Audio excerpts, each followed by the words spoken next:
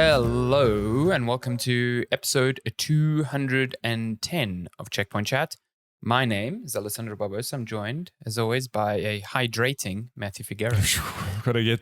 Let me just get that hydration station. Look at that. Look at that. Is that a 3-liter bad boy? What's going on there? No, this is just a 1 liter. Just a casual. Okay. 1 liter. Okay. So you need to drink 3 of those. But not me hydrating after an end of year party yesterday. Wonder why. Thirsty. do you find, so I like those little sippy bottles, right? But I've always found that it takes 1 to 2 months for that straw to develop a funk, like a taste. Well, this bottle is brand new, so okay. Well, there we go. So I guess we'll see. I I've don't never know. had a I think it's before. like the plastic straw, like over time, like because like you wash it and whatever, but bacteria gets in places, like and then the water just tastes strange, and I was like, I just throw it away. I now quite just like get glass the ones. taste of bacterial water. So You like that backwash, yeah. I've come Tasted to my own come to throat. know. It's cool. Do you have like a sort of like do you try and keep track of how many liters of water you drink a day? No, not explicitly, but I mean, I know. Like, so for example, if I'm at the office, we just have glasses and I'll try to drink a couple a day. Okay. I don't go, oh, that's like my 4th or 5th one. These bottles, like I know they're a liter each. I should have 2 minimum, at probably. least, yeah. But I mean, I'll like drink, especially with running. Yeah. I'll drink most of it, top it up, put it in the fridge, go grab it later, and I don't know. I don't really keep count though. It's actually quite interesting. The thing I learned about like water consumption is like if you're working out, you should add, I think it's 500 mils per half an hour of exercise that you. So if you normally if you're normally meant to have 2 liters of water a day, without any exercise, I should be like drinking if a you lot go more for water. an hour run, you should be drinking a liter more. Yeah. Oh my God. This explains why I'm so thirsty on Sundays. After your run, you do just those like long runs. My body's like, please, please, some water. Please, This is the desert. Yeah, but I mean, I struggle because like I'm on medication now where steroids, I have to yes. keep yes, definitely, yeah. That's actually what it is. Yeah, thank you. Gotta balance it out with water. I need to keep way more hydrated because I need to keep filtering out my kidneys, liver, one of the two. Yeah. So like I'm advised to drink like 3 liters a day. And let me tell you, that is a challenge. That is, I've got a bottle at work that is 1.5 liters. I finish it once and I'm like, ugh, that's so much water. And now I got to do it again. We have a colleague who has one of those ludicrously big bottles.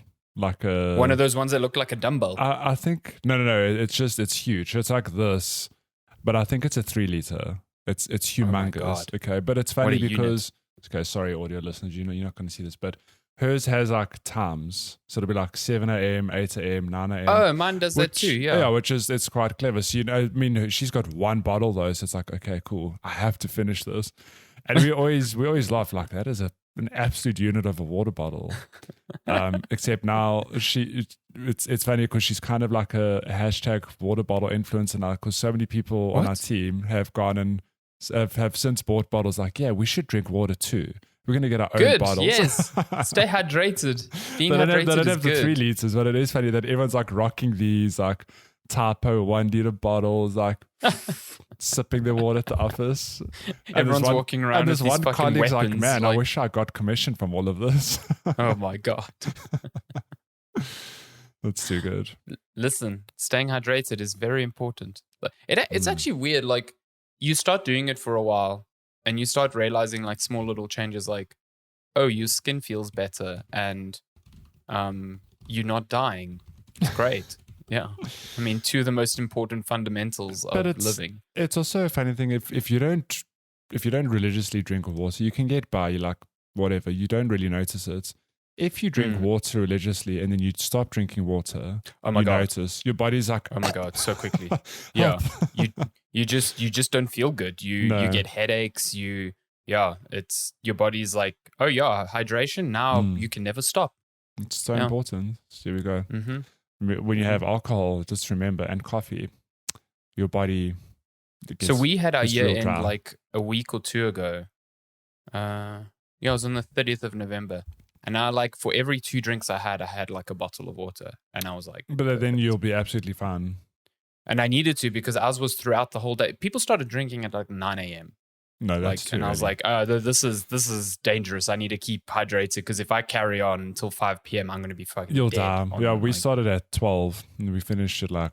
That's still early. 7, yeah. 8. Yeah, it is early. You think like... It's sustained. On a typical evening, if you go out, it's like, let's call it 8 p.m. You'll be done at 2 a.m. So that's a good 6 hours. Okay. No, I'm just saying, like, if you're young and you're a spring chicken, but if you start at 12, go on to 8, that's 8 hours. It's 2 hours longer than your typical night out. It's like, damn. And on top of it, a lot of that time is spent during the day when it's a lot warmer. Where, at night, it's usually a lot cooler. So you're dehydrating at a much faster rate. Yeah, for sure.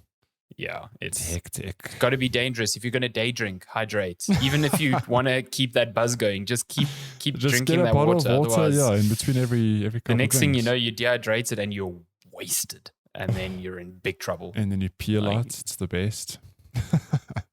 And then your body's just like, that's probably the one thing I dislike the most, like with drinking, just going to the bathroom all the time. As soon as you go the first time, it's done. It just, game over. Worst. Every drink, you're going to be visiting that bathroom.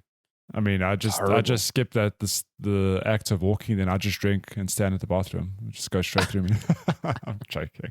You just actually don't move. You just keep. I'm you just get there, the, like the waiter to deliver beers to you there. Bring me a beer to my stall. Where the hell did Fig go? Oh, he's in the bathroom. He's been there for 2 hours. He hasn't stopped. He's doing his thing. Yeah. It's cool. Oh my goodness. Sure. Please never do that. No. Never get to that point. We are not endorsing that sort of drinking.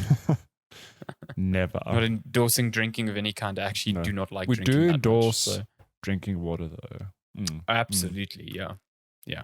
Drinking natural H2O from the ground. Actually, just go dig a hole in your garden right now and go absorb the earth's juice. The earth's juice. Just lie there. Just Snow Angel and just soak up Snow Angel and the earth's juice. That's how we Snow Angel in Africa. We don't have snow. just in the mud. We're just Snow Angel in the mud. Worst. And we make little structures in the mud, and then when the sun bakes them, then they stay there forever, and they're our new friends. True.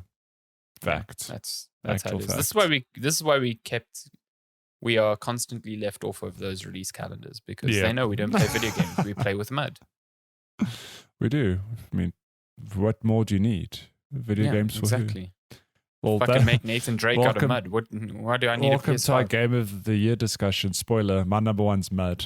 What about you? Yeah. It's my favorite console of the year. Mud.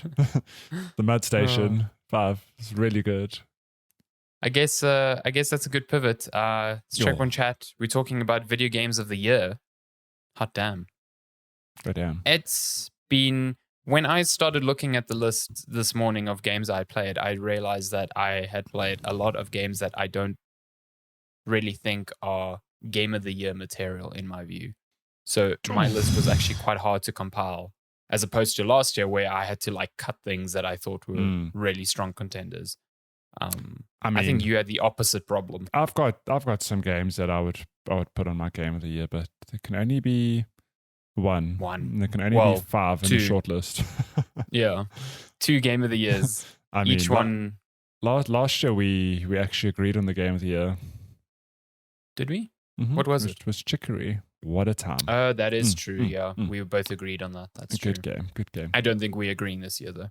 I actually almost know we're not agreeing this year, but we shall see. So if you haven't watched one of these before, Matthew and I, so we don't do like a checkpoint chat Game of the Year. We do a individual lists, and then we chat about some honorable mentions, and then we each have our top 5, which we will go through in alternating fashion. And then when we get to one, we just have our own Game of the Year.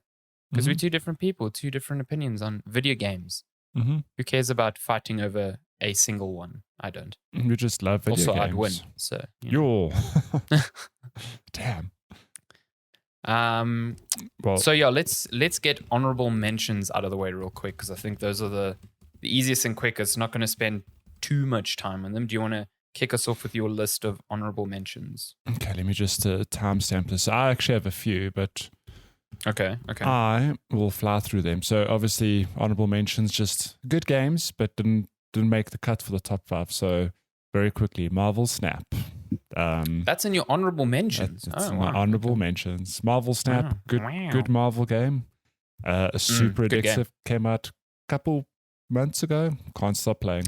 Still absolutely hooked. It was like a month and a bit ago, and yeah, I'm still playing it fairly regularly. Playing it religiously. Well, every day actually. Yeah. Got to get those dailies New seasons just out. Yeah, it's real good. It's real good. Still love my Killmonger. Oh, hate that card. Love using it. Hate it. Love it. Honourable mention number 2, Vampire Survivors. So, for those of you who don't know, Vampire Survivors is, quote unquote, jokingly, the actual game of the year because it is really good. I don't even know how to describe it. It's a bullet hell roguelite something that's just super easy to learn. Yeah. It's just, like almost borderline an idle game at times. And it's hopelessly addictive. I mean, if you don't know the news, they announced Vampire Survivors is now free on mobile at the Game Awards. Does it recently. link with your Steam account? No. So, which is a pity. Yeah, if there was cross progression, I'd be pleased as punch. But you best believe I played way too long in bed last night. The soundtrack's real good. I do like it. Yeah, it's pretty good. Honorable mention number 3, Xenoblade Chronicles 3. So I actually haven't finished this game, but I've put in a good 80 or so hours. Being distracted by Pokemon. It's definitely not enough to know if you like the game. I mean, no, I like the game. I can confirm I like the game. It's just not in my top 5. But as JRPGs go, like, I can't flaw it. It's really good. It's on the Switch. It looks great. The soundtrack's great. Yeah. It's just fun. So constantly surprised at how good that game looks on Switch. And then people are like, the Switch has a problem and that's what Pokemon looks like shit. Look, no, it doesn't. Xenoblade has a thing where it definitely took me a while to get used to because it looks like the resolution's low. Like the image isn't crisp, but man, those vistas are still real pretty. Yeah, it looks fucking fantastic. A good art direction as well, I think. Yeah. It's sticking on the Switch, Kirby and the Forgotten Land. Man, this game did not expect the Pink it Boy to be dirty. Jesus, not in your top 5. God damn. Oh, whatever, man. You don't know what's in my top 5. I haven't even played it yet, so. Yeah, but what can I say? This game surprised me. It's honestly up there with, I'd say, Super Mario Odyssey on. Oh, wow. It just, I mean, okay, look, it's not as good as Super Mario Odyssey, I don't think, but it is up there it's easily the best Kirby game, I'd say. It's just real platforming fun. New era for Kirby, because I think this is Kirby's first 3D game, isn't it? Yeah, much to my surprise. Like, I had no idea. Most of them have been 2D side-scroller things. Yeah. So, there's that. Can't wait for Kirby's Forgotten Land Part 2. I mean, I would play the sequel, hands down. The Last of Us Part 2. The Last of Kirby Part 2. Honorable mention number 5, Stray.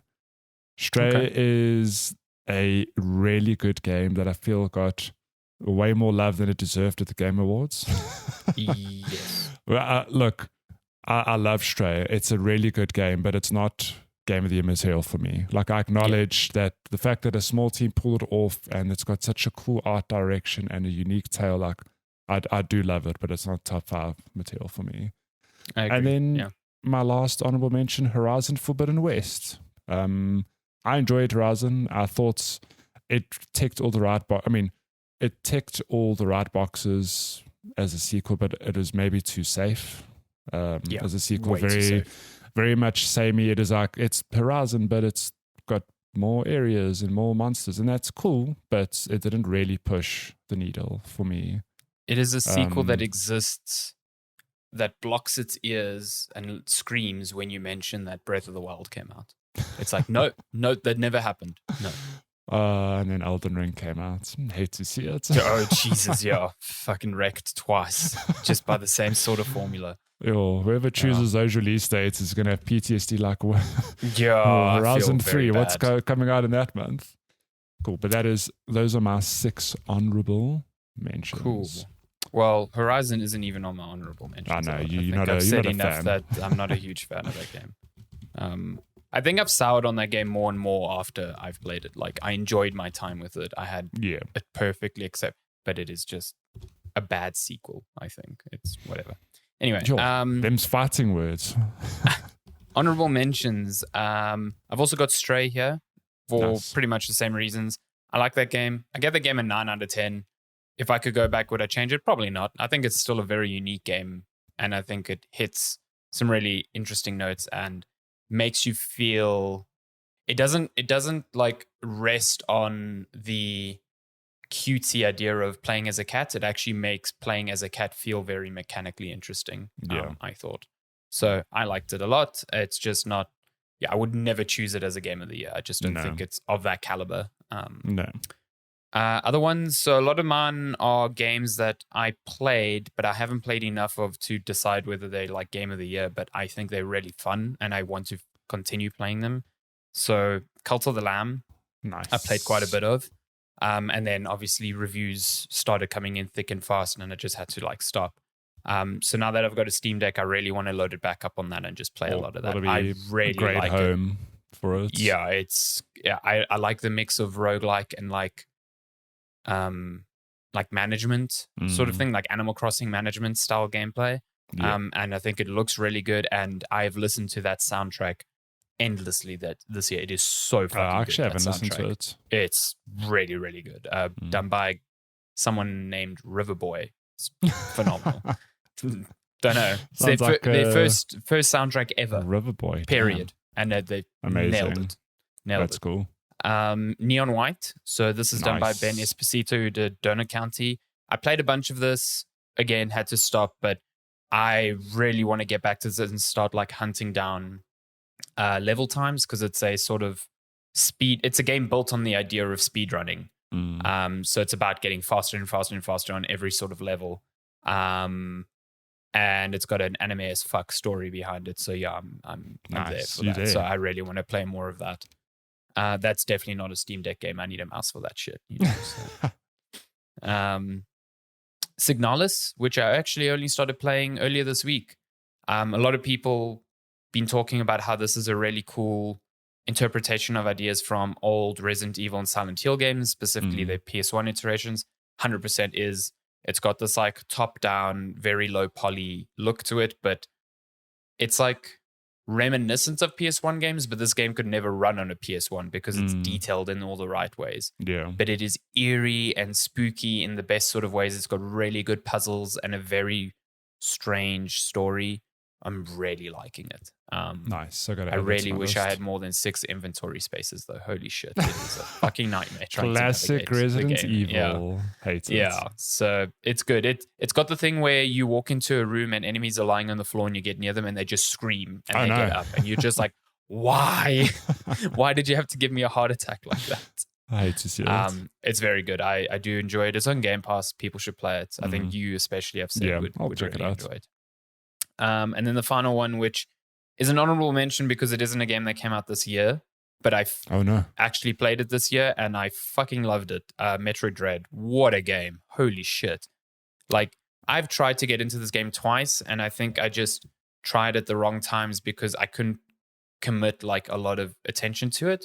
But then load shedding started and I was like, I can play this 1 to 2 hours a day in bed. How nice. Holy shit, what a game. I think some of the bosses are unfair. Sometimes you when you get thrown into a room and it's locked and there's 2 boss enemies at one, I was just like, I do not like this. It's really hard. It feels really good when you get past them. It feels great. But just the sense of exploration in that game, like top tier design, some of the best I've ever played in my life. Fantastic level design. That was my number 5 last year. I do remember you had it there. Yeah, it's a great game, and I think if you're looking for a good Switch game, if like Switch felt like it under-delivered for you this year, just pick up Metroid Dread. Yeah. It's fucking phenomenal. So yeah. That's my honorable. It looks so. I think it looks really good on yours, especially because of the OLED.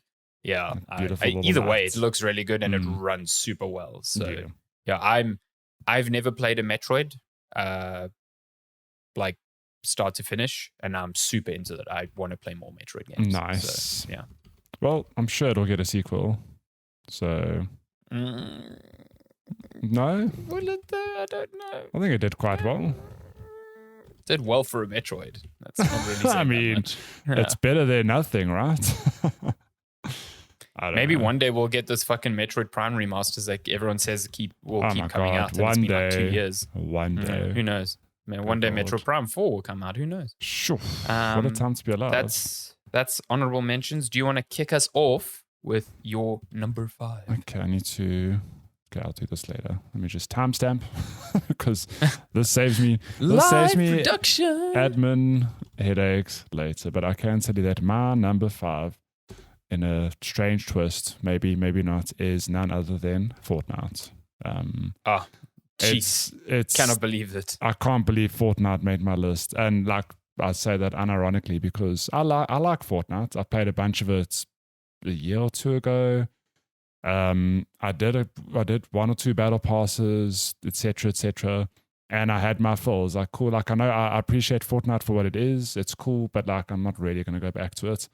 And then the little thing called no build mode came out this year. Oof, and game I changer. think since I've dipped my little pinky toe in Fortnite, I just haven't stopped playing. Like, I go through phases where I'll play like lots of hours in a week, or I'll just miss a week or two and just still dip in like for an hour or two. It's just really good. And then with the recent upgrade to Unreal Engine 5.1, Unreal Engine 5, yeah. it honest to God looks like a Fortnite sequel. Like if you put the new Fortnite against the old Fortnite now, side by side, you'll go, oh, it's night and day. Yeah. Look, and not once did I think Fortnite looked ugly, but I'm like, damn, this upgrade is that significant. And I've just been saying to people that I chat to that, like, sorry for the comparison, but it feels like this is what Overwatch 2 should have done. They should have just gone, cool, we're going to do like a visual overhaul, do some new things, but it's still just going to be Overwatch, and that's that. Yeah. But they launched Overwatch 2 and it was in a mess, and etc. I mean, Epic could have labeled this as Fortnite 2. They could have called it Fortnite fine. 2. Honestly, I would not have been. I would have been, this looks like Fortnite 2. They just called it Fortnite 1. They just put it out without much fanfare. They were just like, oh yeah, we've updated the visuals. Here's the upgrade. And then you launch it and you're like, damn, look at all these lumens. It's whatever the system's called. And it works on consoles too. It's like still, I was watching Digital Foundry break down how it's like, this shit it just still works runs on consoles. Switch. Yeah, like I've played a couple of games on Switch, and obviously it doesn't look as good, but it works on new gen and old gen, and they've obviously laid the foundation that Fortnite's still going to be around for the next few years, like at least on this engine or whatever. It's so good. Like I can't recommend it enough. It's free to play, very easy to learn. I mean, Lenska's like big in on Fortnite Lenska's now. hooked She's as well, loving it. Yeah, no build for the win. Are you going to buy the Geralt skin? No, well, Geralt will be a mid-season quest line. He might be free if you do all the quests. I don't know if you need the battle pass for that. I'm 100% going to do that. I want to give Geralt a gun.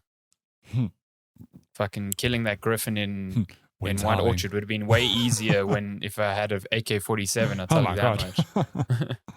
Good Lord. But that's my number 5. What is your number 5?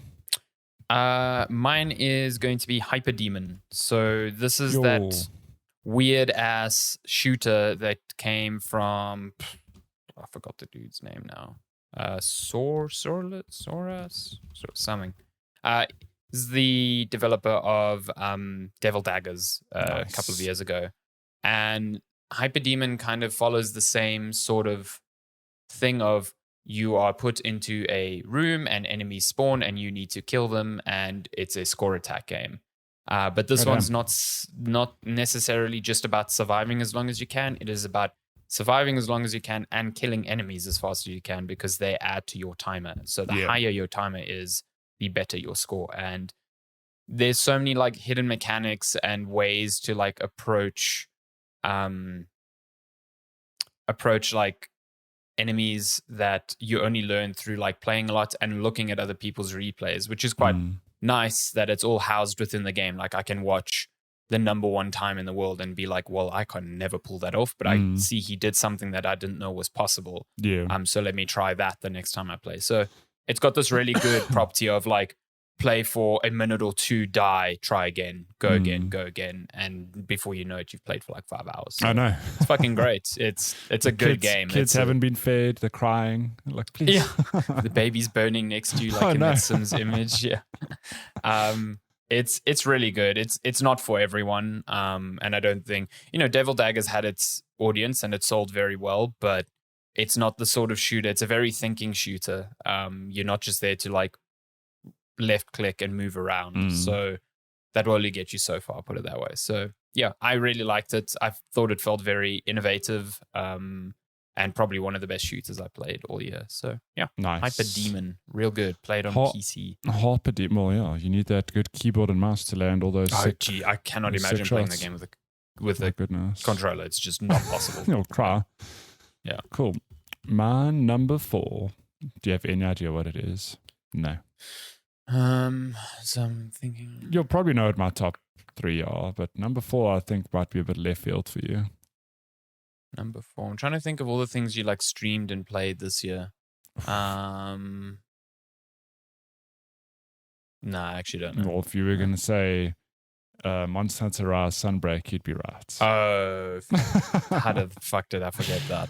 I forgot that came out this year. I forgot about that too. Till I looked at my list, I was like, yeah, I put a lot of time into that game. Yeah, I remember really you good. like cramming hundreds of hours very quickly into that game. What can I say? So for context, Monster Hunter Rise came out on Switch beginning of last year, came to PC beginning of this year, but then the expansion launched June-ish.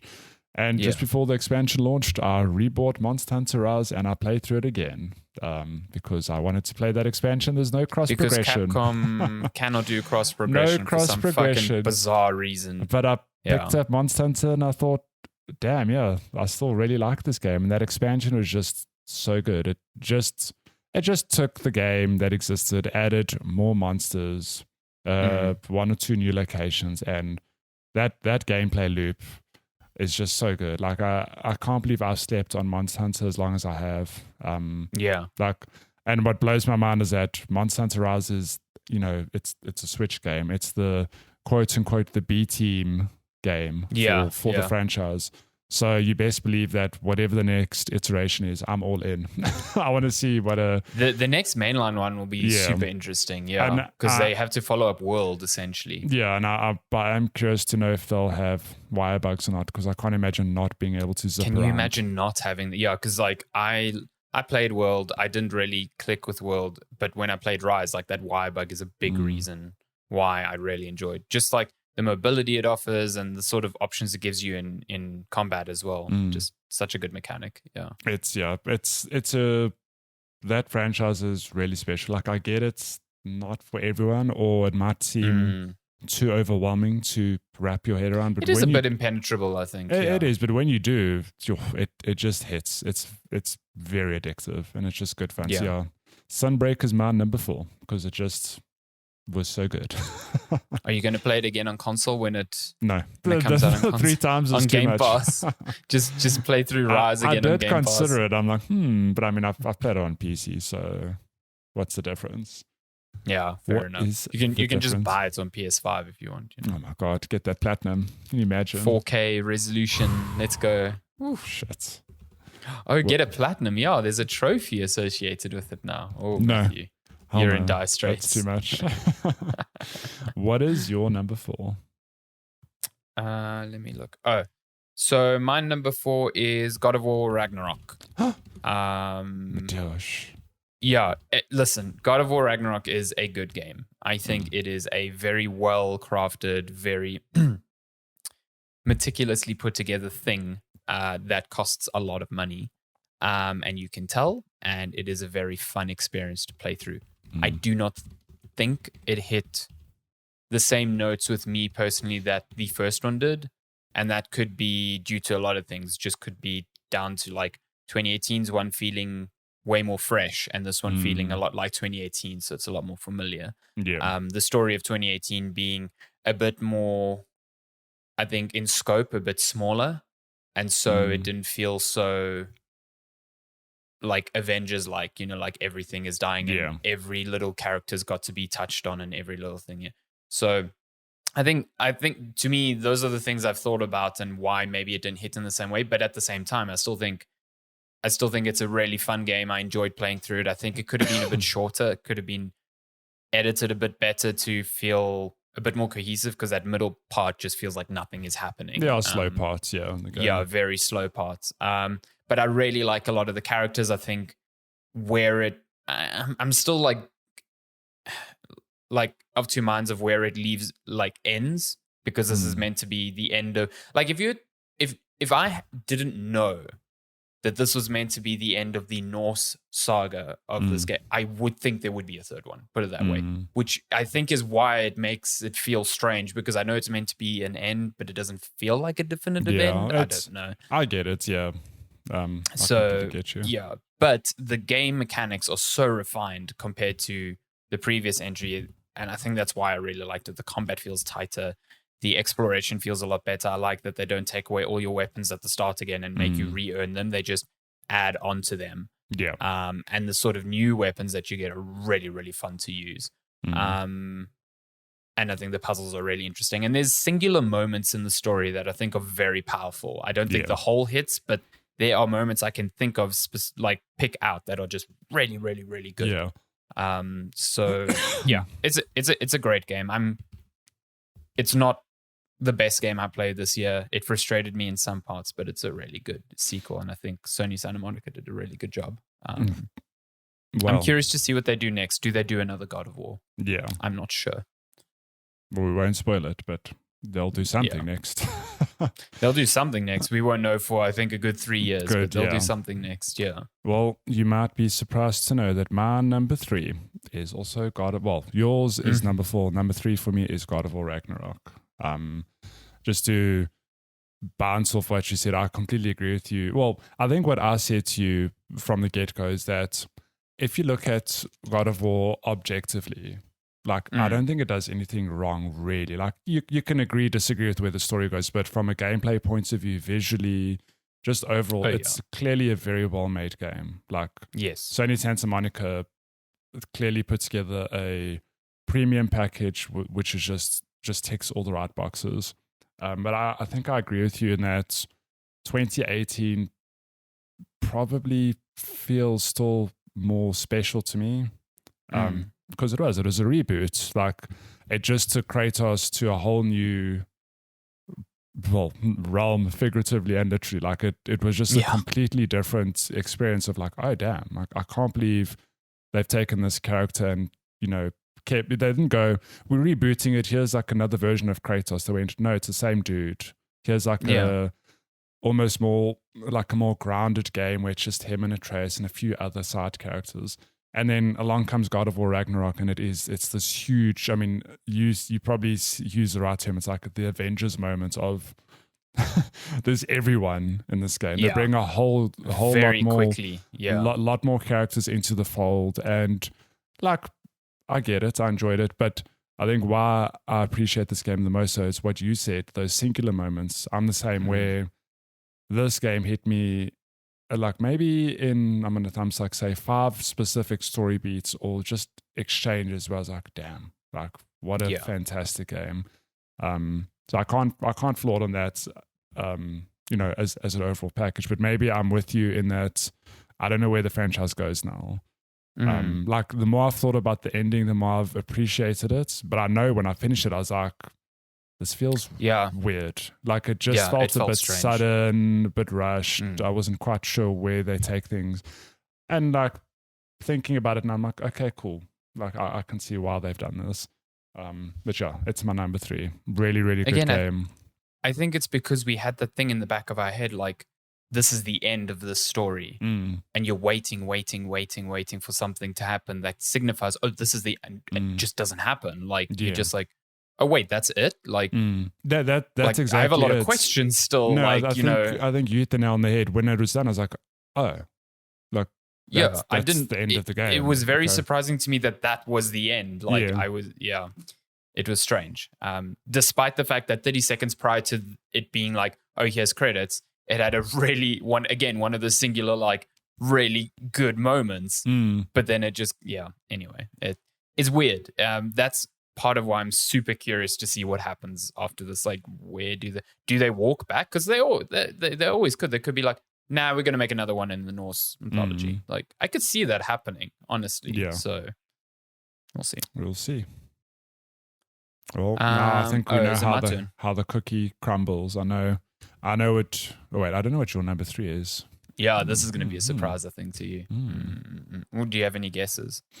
No, I actually don't. I thought we were on your number 2, and I was like, I know what your top 2 are. I don't know what your number 3 is. The top 2, I think, for us are identical, just inverted. Yeah, I'm pretty sure I know.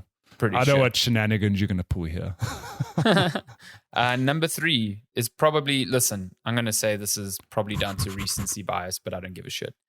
Marvel Snap. This game fucking rules. This game has taken over my life in a way that I did not think a card game ever would, because, listen, I played Hearthstone. I never got into Hearthstone, you know what I mean? I just played it. I never really, like, sought out additional things to read about it, or, like, you know, really thought about how I was constructing things or whatever. Yeah. Marvel Snap is a game I think I've played every day for the past, since it's come out. Me too. There hasn't been a day where I've kind of not missed it.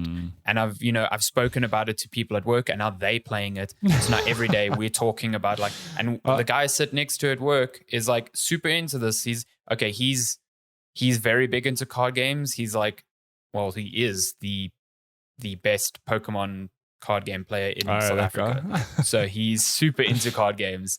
And he's like on rank. He finished last season on rank 80. So he's constantly talking to me about, like, teach me, and what he's doing and how he's thinking about things. And it's super interesting to just chat to other people about this game, because there's so much depth to a game that takes 3 minutes per match. And I think that's the beauty of it. You know, it's funny is that I have the exact same sort of scenario where I was playing Marvel Snap in my office. Before stand-ups, when we walked to get coffee, I was just on my phone. People were like, oh my God, like, you just hooked on this Marvel Snap game. Yeah, what is this nonsense? Now I've got nonsense? me and 3 other colleagues hooked on Marvel Snap. It's the best. Please tell me John Michael's one of them. No, I can see him. He refuses. He's like, I won't. Oh my God. But it's funny because I had my one colleague / friend Brad pick it up. Then another lady named Lara. Then Noel's picked it up. And we were all like, yes, even Noel and Tracy have picked it up. Yeah, like I told you guys. It's good. It's a fucking great game. Listen, I think what it is it's so approachable for people who don't even want to get into the nitty-gritty of card games. It's like, you can still have tons of fun with this game. Exactly. I mean, another good example is went to a family gathering a few weeks ago, chatting to my brother, pulls out his phone, is like, look what I'm playing, Marvel Snap. And I'm like, oh, cool. Like, you started like collection level, whatever it was at the time, a few hundred. It's like, damn, you've put a lot of time into this game as well. Like, let's swap notes on decks. Like, yeah. It's a really great. Good game. I have some issues with some of the progression the higher and higher you go. Like, it seems the pool I'm about to break into, which is pool 3 or 4, that progression gets super stupid because you're not assured like a mystery card every few tiers. It's like you'll random, get some credits or some which gold, is a bit. or, But other than that, I think the implementation of microtransactions is really smart. It's like all mostly cosmetic and battle pass stuff, and it doesn't feel predatory. No. But at the same time, the game is so captivating that I kind of want to spend money on it because I'm having such a good time on it. You know, where I can look at the battle pass and be like, 160 Rand for the battle pass. I'm playing this game for fucking hours every day. Like, why not? You know what I mean? I have no issue with the 160 Rand, but I do think that the battle pass lasts too short. It's like it's like a month and a half. It's like not even. It's like 4 or 5 weeks, and then it's over. So look, I mean, it's not a huge price to ask given that I'm playing it all the time, but 160 Rand a month, I'm like, I can pay 130 Rand and play Fortnite for 3 months. You know what I mean? No, that's fair criticism. Yeah, fair criticism. But that said, I don't have to, and I'm still. You don't have to buy the battle pass. Yeah, it's the thing. There's usually on the battle pass, there's only one card. The rest are alternate skins, and that card usually you can get through normal play anyway once the season is over. Exactly. So it's like it's not. The thing I don't like are some of the bundles that they have in the store. Like the current one they have is like 2 cards and 2 profile pictures for 600 Rand. I think that's ridiculous. Yeah. That's just like, what are you doing? That is ludicrous. Good Lord. Yeah. So I don't understand that. But irrespective, I think the game is really fun. I think the design of the 3-lane system and then the locations that are all randomized keeps matches really interesting because there is no one deck fits all. There are decks that are move decks, destruction decks, zoo decks, and those all have pros and cons. And it sometimes comes down to the locations you're handed and how you play around them. Yeah. You know? So it's not like, oh, if you play a move deck, you're going to win every fucking game you play. No. That's like not a thing that happens in this game. And I think that's where it avoids the pitfalls of Hearthstone, where Hearthstone was very much like, this is the optimal deck and this is how you play this deck. And these are classes and this class is now the strongest in the meta. You know what I mean? It's a good balance. Sorry, of like you can obviously build your deck, but there's enough randomness to make it feel fair. To make it still fun. Yeah. And I think that's the designer of Hearthstone, Brad. Ben Brode. Ben Brode, sorry. He's working on Marvel Snap. So And the moment I learned that, I was like, I can see this man's hand I'm in not this surprised game. that he's like figured out some of the reasons why Hearthstone, or he's probably looked at Hearthstone since he's left and been like, this is probably why it's not in the same sort of social consciousness as it was when it launched. You know, when it launched, everyone was playing Hearthstone. So I think he's made him and his team I think no, it's impenetrable now. So I think they've made a good decision, and who knows, by the next 2-3 months, Marvel Snap might not be played at all anymore because they've made some bad decisions on seasons and people have fallen out of love with it. But right now, in this moment, it's fantastic, and I'm still actual crack cocaine. Yeah, cocaine. It's a great game. Really, really good game. One of the best games you could play this year, and it's free. So that's cool. 3. My number 2. Hang on, I need to timestamp this. Damn it! I had a timestamp pre-written, and then we spoke longer than I thought. Oh, sorry. Apologies. How dare you? My number 2 is Tunic, which I'm sure you saw coming. Wait, is that your number 3? My number 2.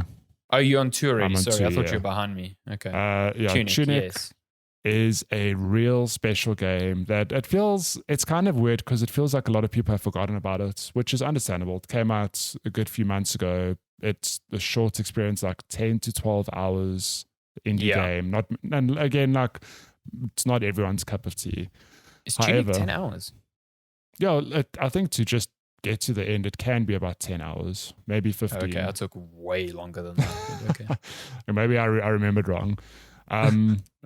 But if you don't know, Tunic is basically an homage to traditional Zelda games made by a single person / a very, very small team of people.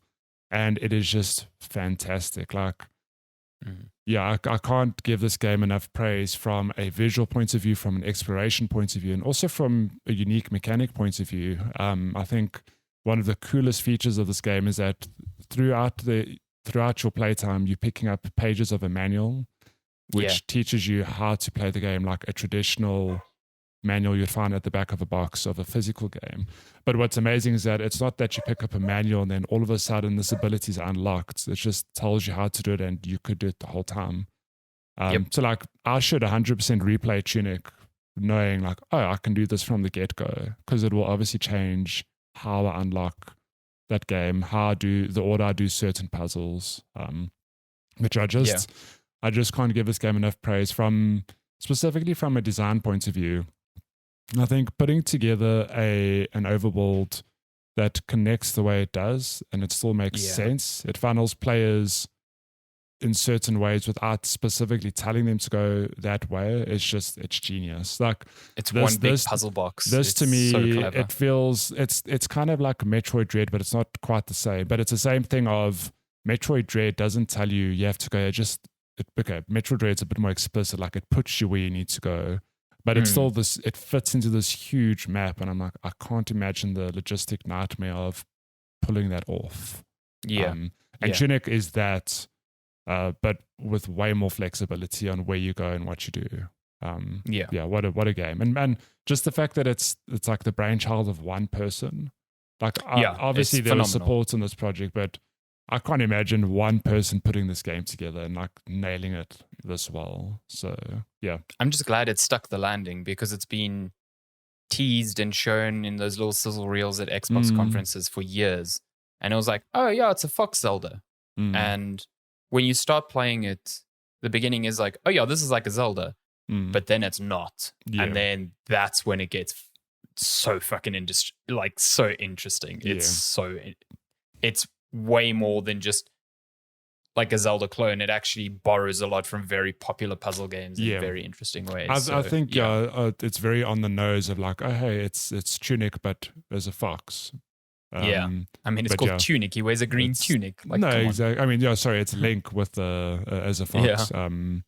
But yeah, you're right. The game goes places. It does some very interesting places, and has mechanics that I hope other sort of like adventure games learn from. In the way that it not exploits, but in the way that it uses exploration and discovery so like intelligently. It's really good. It's also really hard to describe this game without actually like spoiling it like anything outright. On that front, it actually reminds me a lot of Outer Wilds, where it gives 100%. It almost ticks that same box or gives you the same sense of like, aha. Like Outer Wilds is similar. You can always do those things. You just don't know you can. And then when you figure it out, you feel like a fucking G. That's why in Outer like Wilds you can boot up the game and finish the game like that immediately. Like you do not need to collect anything to Tunic. Not necessarily the same, because there are certain points that you need to get to. And stuff, but you can get to those places way quicker when you have the knowledge of, oh, I know this ability. I don't need to figure out that I need to know this ability. You know? Like I think one of the best examples from right out the gate is that the game sort of funnels you to collect your sword, but you can completely just not do that. You can finish the game without the sword, which seems insane because you think, wait, hold on, how do I break these things in without the sword? It's like you don't need to. Yeah, you can just figure out a way around it. There's a way around it. It's strange, but it exists. And that comes back to my point of design, where it's just incredible. The level of thought that must have gone into, looking at the bigger picture of, okay, if a player does A, then I want them to go this way. If they do B, they can go this way. If they want to do C, they can do that as well. I think one of the most like aha moments was when I'd been following a path. And I got to a room that was quite dark. And when I got in, there was an illuminated like passageway. So I was like, cool, gonna go there. I came back to that room about an hour or two later with a new item, which was like a lantern. And as soon as I walked into the room, there's a doorway to the left. Yeah. And I'm like, that's always been there. And it's there the whole time, yeah. Yeah. If I'd known that was there, I wouldn't need the lantern. I just go there. And it completely opens up like the map. Then suddenly, like there's all these new places and it's like, oh, okay, I understand what this game is doing. Like, I get it. It's so clever. Good. Yeah. Too damn clever. Cool. Well, I know what your number 2 is. Yes. I'm pretty sure you know what my number 1 is then by extension. Of course. My number 2 is Elden Ring. Get out. Elden Ring is Elden Ring is a phenomenal game. Like, to be honest, like between it and my number 1, they almost on par, which is strange because it took me a long time to get into Elden Ring. And I think that was down to the fact that I was playing it in such small chunks just because of other review games and time constraints or whatever, that I couldn't really get into it. Like it couldn't really like get its hooks into me. But then I think when you had finished it and most people on our Discord had finished it, then I was like, okay, I really need to just get stuck into this. And I started playing it. I had a weekend where I played it like nonstop. And then I took some leave. Well, I didn't take leave to play the game, but I had leave. Like, I need to just keep playing this, man. This was in September. So this is way after the game has come out. And I just played nonstop for a couple of days. And that's when I was like, holy shit, this game. Just like, when you start playing for those extended periods, you start seeing all the interconnectedness of the world. And the magic starts working on you because you're not stopping and starting and forgetting about certain things. And just what an open world. It's indescribable how good that open world is. The way it flows from one area to the next, the way that you can get from places, you can get to places in completely different ways. Like the Altus Plateau, there's like two very distinct ways you can get there. And you just kind of naturally figure out how to get there. 3. Okay, well, I only thought there was 2. I only learned of the third via speedrunning. Oh. There's one of those Well, portals that you just yeets you up there. Oh, one of those stupid little ones you find in the world. Like you get to Volcano Manor and you drop down. There's a secret passage. You're in Altus Plateau. It's amazing. Oh, for fuck's sake. It's too good. But you see, it's stuff like that. It's Elden Ring.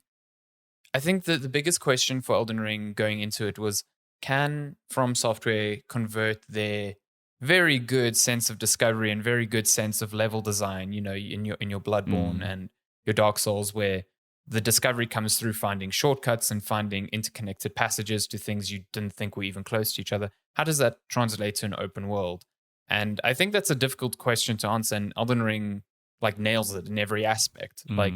Yes, it is bigger, so you sometimes don't get the same sense of the tight corridorness of a Bloodborne or Yharnam, where you open a door and suddenly you're like, oh my God, I'm back here. You don't get that in Elden Ring, because that sort of mechanic is tied into the regions themselves. The regions interconnect in very fascinating ways. Yeah. So yeah, I just think it's a phenomenal game. And, even with the open world stuff, it's a good From Software game. The combat is good. The depth of the builds are good. The bosses, yes, repeated quite a bit because of all the dungeons.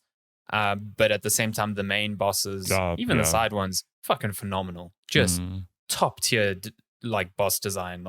Radagon at the end is just incredible. They pull off that trick again where you fight a boss for the first time, you're like, this is impossible.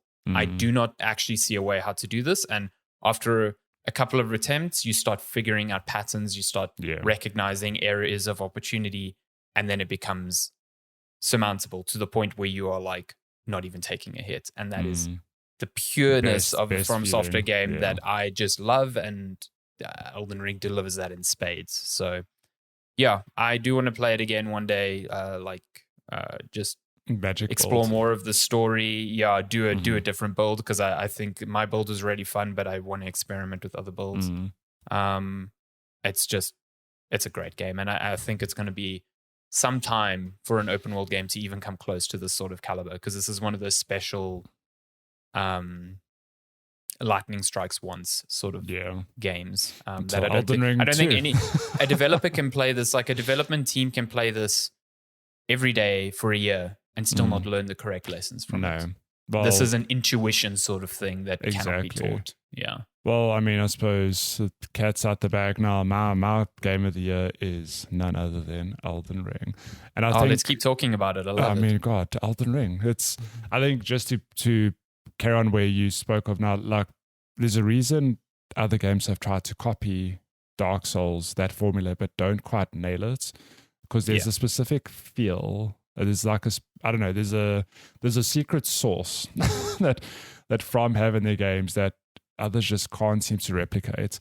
And I think the biggest worry going into Elden Ring was that thing of, Dark Souls and Bloodborne and all of these games are designed to be, they're not strictly linear, but they are linear, really. You're going from A to B, and you can, sidetrack to one or two optional areas, but you're still going, the same specific order. Yes. How do they take their good design, those whoa, interconnected moments into an open world?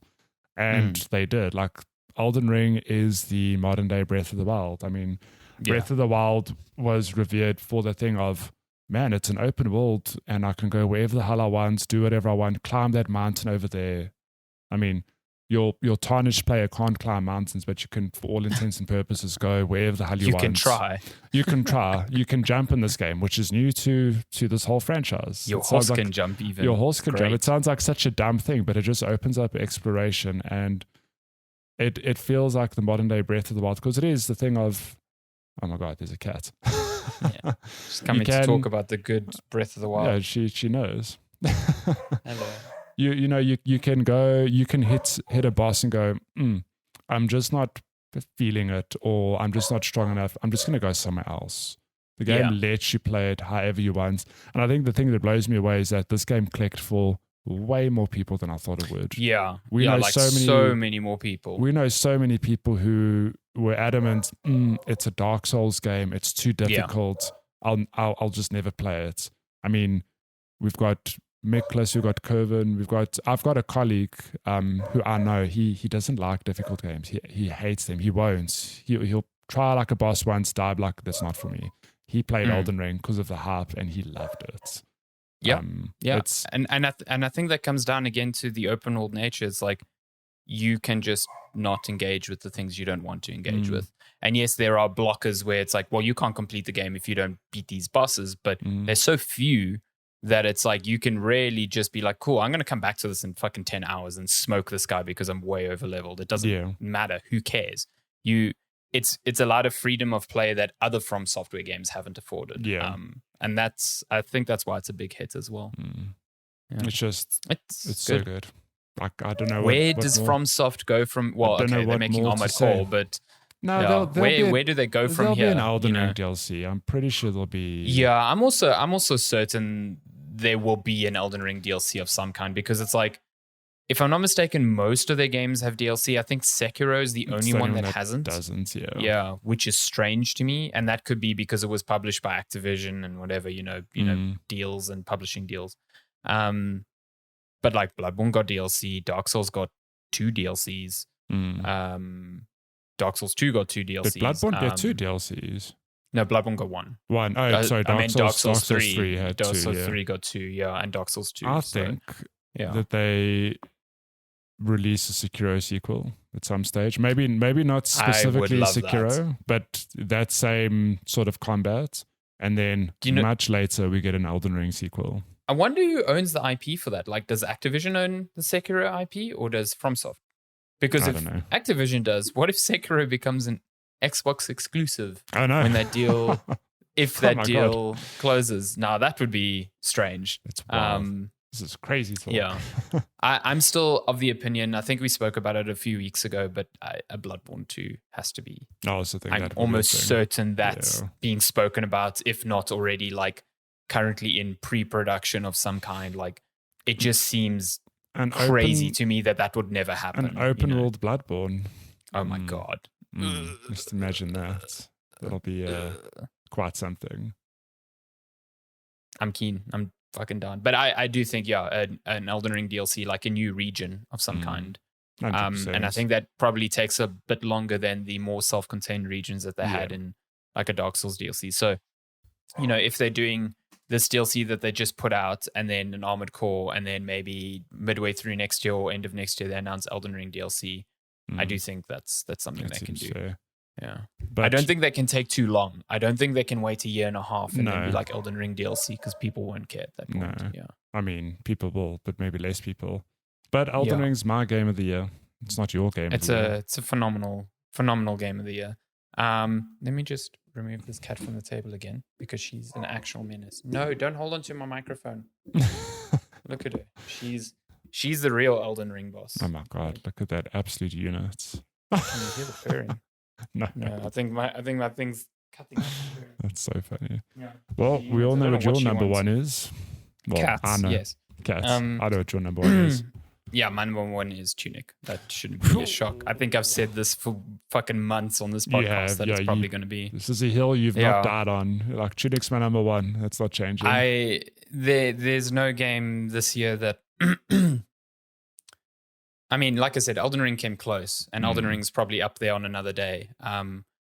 But Tunic just enraptured me in a way that a game hasn't in a very long time. And it's sort of the epitome of, this is what, it's interesting that games can still do this to someone who's played so much. You've seen so much, a lot of things don't surprise you anymore. And Tunic was just a surprise from start to finish. Like, it started out as, oh, this is going to be a fun Zelda game, but then it turns into this wildly intricate puzzle game that just, I think it's so respectful of its players. It respects your intelligence and it expects you to get things. And I think that's so rare in games for good reason. People want their games to be completed, but at the expense of everything being spoon-fed to you in a way. So I think Tunic finds this really right balance of being approachable, but still you need to figure some shit out. You need to start thinking really carefully about what the information that's being fed to you. I think that in-game manual is a perfect, That's like a genius the mechanic. perfect distillation of that, because it's just like, you get a page, it explains a mechanic, cool. A few hours later, you go back to the page, you're like, wait a minute, I've seen this little scribble on the side. I've seen that somewhere. Or, oh, I understand now what that scribble means when it was putting arrows and stuff. It's like, oh, that's actually like a secret code to open this thing. Yeah. You know, it's just so clever. It gives you so much information without you even knowing it, and it waits for you to get to the point where you can understand what you're being told. In the sense, it's almost like learning a language. So it's the reason why I keep saying this game probably learned a ton from Fez, because Fez was very much the same sort of thing. Yeah. And I think if you enjoy Tunic, you should 100% play Fez, and vice versa. Yeah, Tunic's just great. They'll probably never make a sequel to this, and that's fine. It is perfect as it is. And I just wish more people played it, because it is very evident from the Game Awards that not enough people, journalists specifically, played Tunic. Yeah. Because I think it would have been far more revered if they had. Yeah. Yeah, it's a great game. I think you should play it. It's on Game Pass still, so like just give it a go. It's also on like every platform now. I think it launched on Game Pass. They put it on PlayStation, on Switch as well. I think it's on Switch. Switch is like the perfect platform for it, man. Switch seems perfect. Yeah, Switch seems really good. But I'm glad it came to PlayStation, because more people get to play it, and I think it is very, very special. It holds a special place in my heart, similar to where like Hollow Knight does, where it's like, there is no other game like this. You know, there are games that inspired this 100%, but there's no this game. Exactly, yeah. So, yeah, very, very special game. I would like to play it again one day, just to kind of see how it feels with like the knowledge of how things work. But I've watched some speedruns of Tunic, because people can really break the game in very interesting ways, because they can completely break the sequence of things. And the game accommodates that, and it's so clever. Like it's the sort of game design you will not see very often. So yeah, it's real good, real good. It's also got quite a sad story, I won't lie. You mentioned Hollow Knight. We can tell you that our game of the year next year is the Silk Song. Silk Song, yeah, can confirm it right now.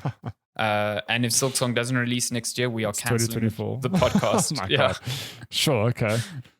Fuck, I can't wait for Silk Song. Oh my God. That has to be next year. So ready for that game to be in my life. I really hope it's not a disappointment. A quick sidebar. You know, listeners, we had the Game Awards recently, and we obviously haven't spoken about all the trailers that came out of it. But no one told me that Earthblade got a trailer. The people who made Celeste. There was a trailer. What? Yeah, there was a trailer for Earthblade at the Game Awards. Throw that thing up right now. I saw not a single person speak about it. But what the fuck? But you know why no one's talking about it? Because at the end, they say release date 2024. I'm like, oh, okay. It's still far away. I mean, to be fair, that's closer than I thought, because when they first announced Earthblade, they said, this game is so early, like, do not expect updates on this for a long time. So I'm surprised we even got a trailer. I'm fucking so ready for that. Oh my God.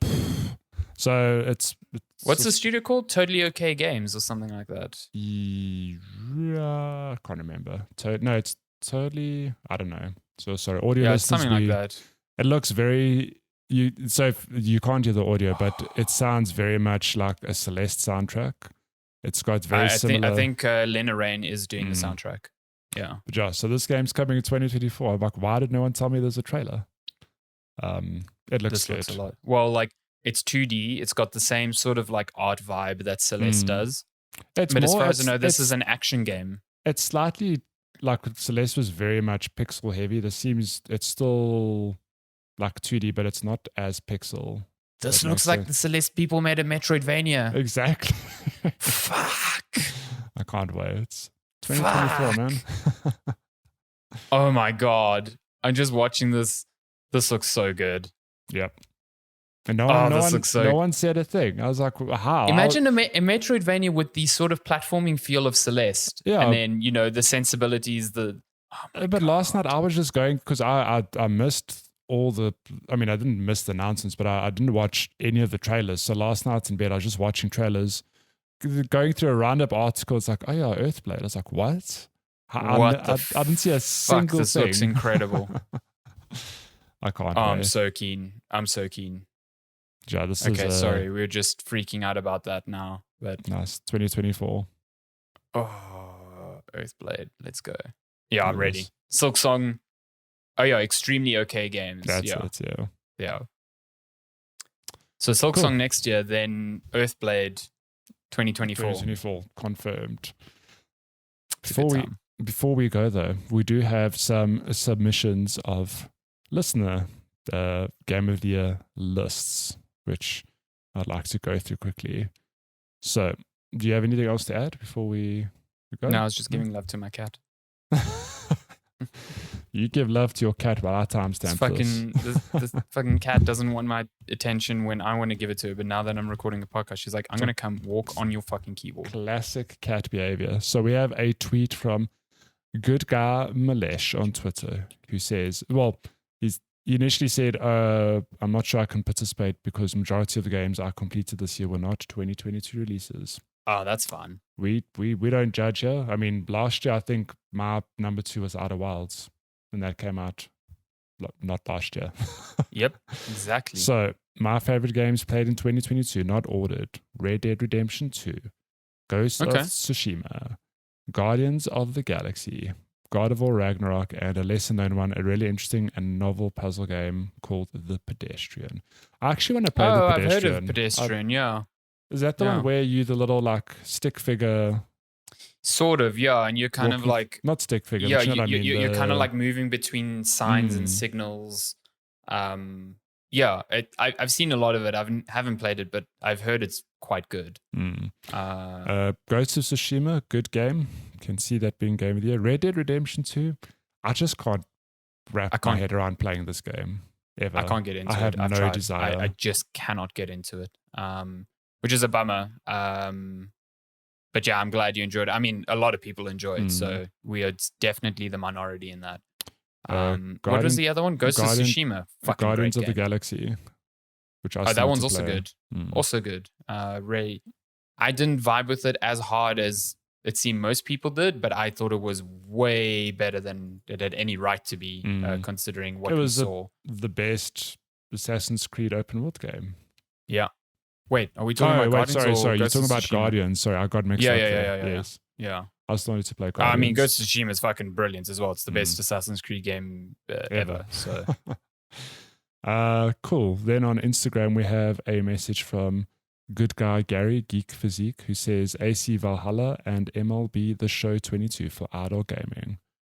AC Valhalla is a good game. It's not my favorite game, but I know lots of people lose hours upon hours in that world. MLB The Show, I can't say I'm a big baseball fan, but I know MLB being on Game Pass will forever blow my mind because it's quite fascinating that again, it's on Game Pass and it's a Sony published game. Yeah, that's crazy. And then we have one last message from another good pal, Mickett 0707 old Miklos, who just says Elden Ring, Elden Ring, Elden Ring, and Elden Ring. No shock there. But he's a good example of someone who was very much anti From Software, like, no, games are too hard. And I think if I recall, he says he has played like Dark Souls and just he had given them a go and just never got into it. And like he had to be, I don't think we like forced him, but we sort of convinced him that like, oh, this is different. Oh, whatever. I hold the gun to his head. I said, you will play this game. He's like, okay, please. And now since then, he's gotten into Bloodborne. He's loving Bloodborne. He's got the sickness now. He's even looking at Lords of the Fallen. It's a slippery slope, yeah. Next thing you know, he's going to be playing Dark Souls 3, then Sekiro. It's crazy. Dark Souls 3 is so fucking good. Oh my it's God. Good. Mm. Oh my God. Yeah, just play Dark Souls 3 instead of Lords of the Fallen. I need to play Dark Souls 3 again. That's one From game I've only played once. Fucking incredible. I loved it. Oh my God. Yeah. What a game. I played that earlier this year. I think can't remember. I think it was that long ago, yeah. It was, what a game. Oof. Phenomenal game. It was this year. It was right at the beginning of this year.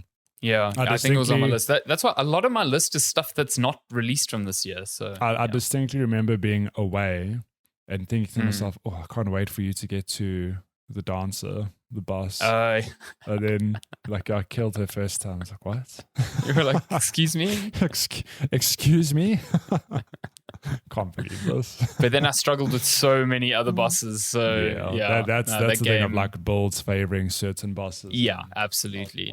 I mean, the point to which getting up to the dancer, when I had to go through that like frosty city, I was having the worst time. It was just horrible. It was very, very difficult there. But other than that, yeah, I literally fucking hate it here. Everything is one-shotting me. I hate it here.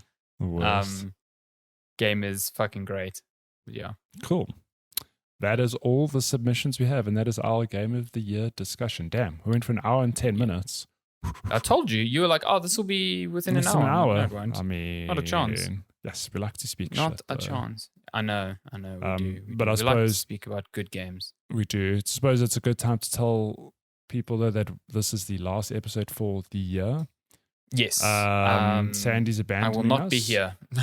I will literally not be here for another weekend. So, I do not know when we'll start next year, but I obviously will put that out on social media when we are ready to come back after our nice I mean, break. we'll discuss it. It depends on breaks. I'm good to go the first. The 2nd of January. The first weekend in Jan. Because the 1st of Jan is on a Sunday, so the weekend after I'd be ready to go. But I don't know when Matty's on leave, and I don't know if we want to take another week. Because to be fair, I don't want to come back and be like, I was on holiday. I didn't play many games because I'm probably not going to play anything now. So like, play the holiday game. Yeah, Matty can talk for an hour and a half, and I'll just listen. I've got stuff to play. I can tell you about all the different pizzas I've eaten. You son of a bitch. Cool. All the different flavors of gelato I've had. Oh, I hate you. But that's it. That's episode 210. Yeah, it's been a banger of a year. We hope you have enjoyed all of the content throughout the year, and we're going to be back better than ever next one to do this all again, I guess. Thank you so much for your support throughout the year. Even if this is your first episode, you are appreciated, and we thank every single one of you for listening to this, because it really means the world to us. So have a fantastic festive period if you celebrate or you don't. I hope everyone gets some good time off. Be safe. Eat all of the food. Eat all of the good food. Enjoy the quiet roads in Joburg as everyone yeets themselves off to Cape Town. Absolute bliss. It is beautiful. It is really nice. That is the biggest hidden secret, is Joburg in December is actually fucking incredible. It's really nice. Cool. And we will be back next year in 2023. At some point. For episode 211. That's the one. Yeah. Sweet. Thank you so much, everyone. We will see you then. Goodbye. Bye.